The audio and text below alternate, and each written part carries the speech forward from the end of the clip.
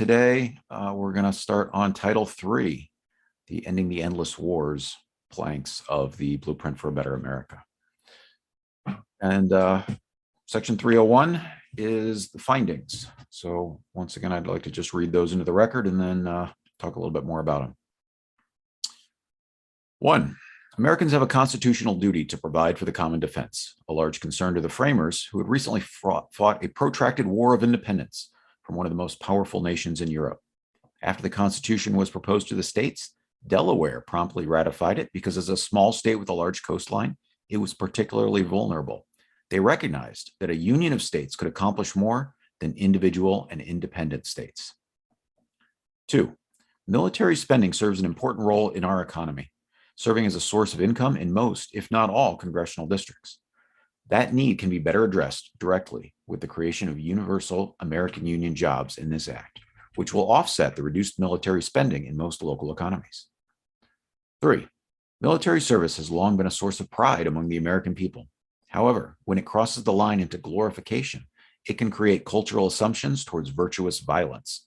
According to journalist Matt Taibbi, these themes have contributed to a rise in mass shootings.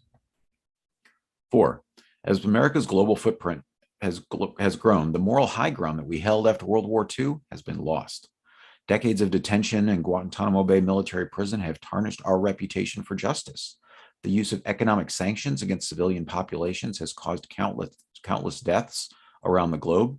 American-made bombs are used against the people of Yemen, such as the one in August 2018 that blew up a school bus and killed dozens of preteen boys. 5. The servicemen and women who return home from our hundreds of foreign bases around the planet are sometimes traumatized by the experience of playing at being the world's policeman. In the 2 decades since 9/11, more than 30,000 former service members have taken their own lives. 6. The Earth is also harmed by these exploits, which require prodigious amounts of fossil fuels.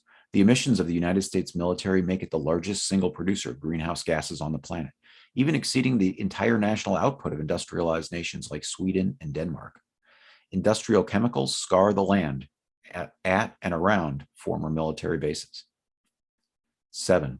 These problems may not have been the exact ones the framers were concerned with in 1787, but they did have a general aversion to standing armies. They tried to limit them in the Constitution by prohibiting Congress from appropriating money for the Army for more than 2 years at a time. In the centuries since, however, and especially in the last 80 years, military spending has grown to such an extent that it exceeds our constitutional mandate. The purpose of this title is to provide for the common defense in a manner closer to the framers' intention.